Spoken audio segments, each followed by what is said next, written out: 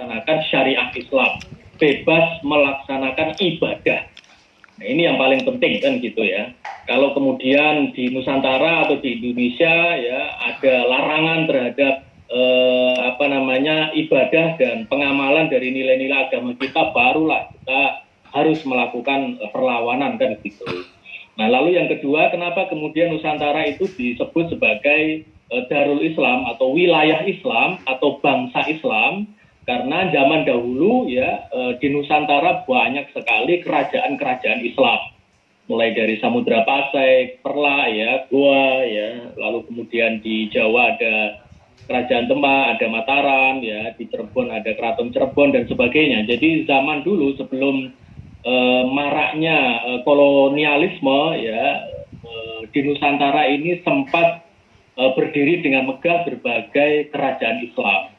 Sehingga meskipun pada saat itu kerajaan-kerajaan Islam itu sudah tidak lagi berkuasa, ya, sedangkan yang berkuasa kemudian adalah pemerintah kolonial, namun status hukum dari wilayah Nusantara tetaplah Darul Islam atau wilayah Islam. Jadi wilayah Islam inilah kemudian yang menjadi embrio bagi nasionalisme Islam, ya, karena kita kemudian menjadi at home ya di dalam wilayah Nusantara yang secara government, secara pemerintahan itu bukan merupakan pemerintahan Islam. Nah, jadi mungkin Kiai Said ya pada saat itu sengaja mengganti ya, mengubah istilah Darul Islam ini ya untuk menghindarkan konotasi yang stigma negatif ya terkait dengan Darul Islam yang sudah identik dengan negara Islam gitu. Pada saat itu ya para kiai itu dengan sadar ya berdasarkan kaidah-kaidah fikih ya. Mohon maaf Gus Saiful, minta laluan sebentar, boleh ini dari tadi peserta ada yang bertanya, bisa ditampilkan secara penuh nggak lewat slideshow atau full screen ini presentasinya? Ini dari Pak Hatim. Penegasan fiqhiyah bahwa Indonesia adalah Darul Islam, maka resolusi jihad tidak akan pernah bisa keluar gitu. Karena ini merupakan atau hasil Muktamar NU ke-11 ini merupakan kondisio sine qua non ya bagi terbitnya resolusi jihad. Dan jadi kan pertanyaannya kan, untuk apa kita membela Indonesia kalau Indonesia itu bukan Darul Islam gitu. Nah, karena pada tahun 36 ya Indonesia sebagai sebuah bangsa itu sudah dihukumi secara fikih sebagai Darul Islam itu, maka secara fikih juga ya, secara hukum Islam juga sah hukumnya kita membela tanah air. Jadi ini adalah tanah air ya James ya. Jadi fase pertama dari nasionalisme Islam ini adalah fase pembentukan Islamic nationhood ya, Islamic nationhood. Jadi kecintaan tanah air ya berdasarkan Islam gitu. Makanya kemudian ini mungkin banyak yang belum familiar ya dengan informasi ini ya. Jadi memang di dalam tradisi NU itu berbagai keputusannya itu sinambung ya dengan keputusan-keputusan hukum sebelumnya.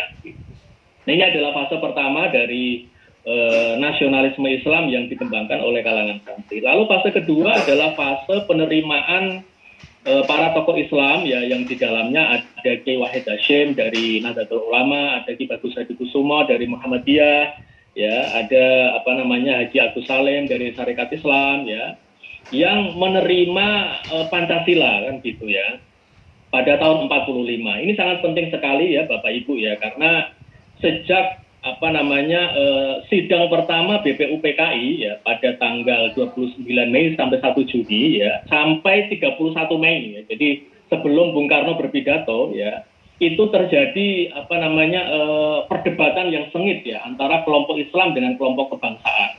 Kelompok Islam diwakili oleh Ki Bagus Hadikusumo dari Muhammadiyah, lalu kemudian ada Kiai Wahid Hasyim ya, yang pada awalnya ya sebelum Bung Karno berpidato tentang Pancasila ya, sebelum Bung Karno mengusulkan Pancasila, sebelum ada Pancasila di dalam sidang BPUPKI, para tokoh Islam ini mengusulkan Islam. sebagai dasar negara. Ya karena memang ya itu kan bagian ya dari idealisme awal idealisme awal dari para tokoh Islam itu. Tetapi Islam yang seperti apa? Islam yang menyerukan persatuan nasional gitu. Jadi para anggota BPUPKI pada saat itu ya satu kata tentang kita harus mendirikan negara persatuan, ya negara nasional atau negara kebangsaan. Tetapi kemudian berbeda dalam hal ini dasarnya apa negara kebangsaan kita? Apakah Islam ataukah nasionalisme? Gitu. Nah, kelompok Islam mengusulkan Islam sebagai dasar negara kebangsaan, bukan Islam sebagai dasar negara internasional, sebagaimana dikembangkan oleh Hizbut Tahrir ya dengan khilafah Islamiyah yang bersifat internasional. Nah, demikian juga kebangsaan ya kelompok kebangsaan menawarkan mengajukan nasionalisme sebagai dasar kebangsaan, ya nasionalisme yang tidak sekuler, karena di dalam sidang BPUPKI tidak ada PKI, tidak ada Partai Komunis Indonesia yang berparadigma sekuler. Gitu ya. Karena PKI pada saat itu masih menjadi partai terlarang oleh pemerintahan Jepang. Jadi yang ada hanyalah kelompok Islam nasionalis dan kelompok nasionalis religius. James, gitu ya.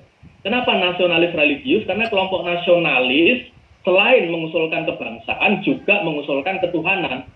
Gitu. Jadi ketuhanan menjadi bagian dari kebangsaan. Inilah yang diusulkan Mr. Supomo ya, lalu Bung Hatta ya, lalu Mr. Yamin, dan terakhir adalah Bung Karno melalui usulannya yang diberi nama Pancasila. Gitu. Sampai Pancasila diusulkan oleh Soekarno ya kan sebagai jalan tengah antara Islam dan nasionalisme. Jalan tengahnya di mana? Jalan tengahnya justru ada di dalam sila ketuhanan yang Maha Esa. Gitu. Karena kalau kebangsaan kan ya Soekarno kan mengusulkan kebangsaan sebagai sila pertama ya. Tapi kalau kebangsaan saja kan kelompok Islam nggak akan mau nerima kan gitu kan. Justru karena Soekarno mengusulkan ketuhanan yang Maha Esa sebagai sila kelima dari usulan Pancasila pertama pada 1 Juni, itulah yang membuat kelompok Islam seperti Ki Wahid Hasyim, Ki Bagus Hadikusumo, ya Haji Agus Salim, ya Abdi Kusno Cokrosuyoso, adiknya Hustopro Aminoto, ya Kasman Singodemejo, Tengku Muhammad Hasan, ya Tengku Muhammad Hasan Tengku Muhammad Hasan hanya jadi ini dari teman Mas siapa tadi dari Aceh ya, Tengku Muhammad Hasan hanya menjadi anggota BPKI gitu ya. Akhirnya mau menerima Pancasila karena ada ketuhanan yang Maha Esa.